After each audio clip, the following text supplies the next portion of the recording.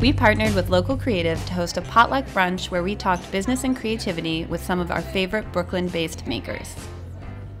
We all have our creative blocks, but when you're running a business, it's important that you keep showing up no matter what. We're really wondering what keeps you going during those moments of sort of resistance. So there's a quote from Glass that's just on beginners. When people are starting out, they get into the game because they have this killer taste, they have this vision that they really believe in, but their work isn't quite there yet. You know, there's a lot of progress to be made, and so that's why people get discouraged, because like you know what you like and you know what you can do, but you're just not there yet. And so the way to like close that gap is just do a lot of work.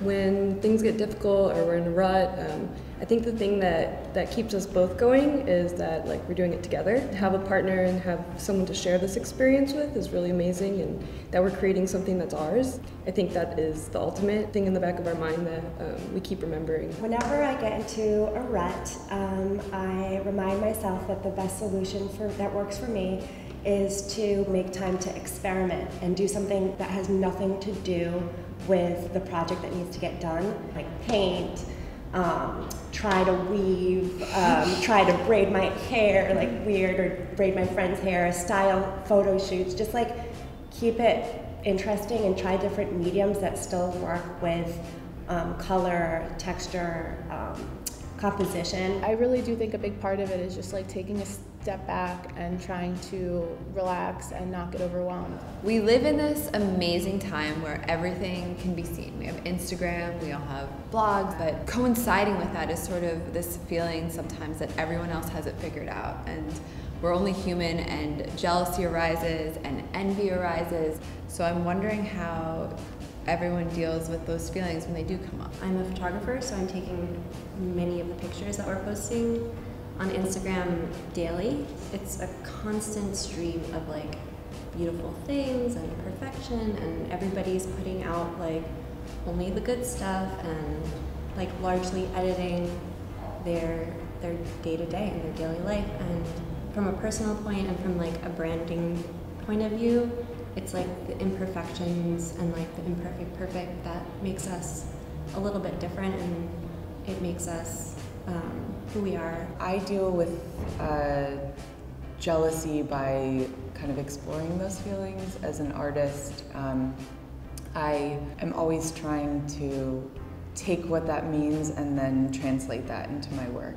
So when I am experiencing those feelings, I look at that as a good thing, and like what can I bring out of that, or creating something new from that jealousy, I think is always really interesting and can create very fruitful and dynamic work.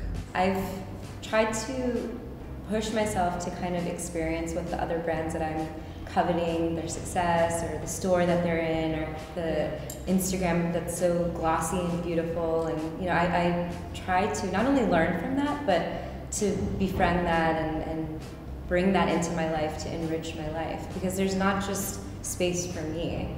There's space for this whole world of people that are into fragrance and flowers and color and all these things. Like, we're all connected through our love of these things that enrich and enchant our world. It's about overcoming your ego and putting yourself out there to like connect with amazing people that are doing something like you.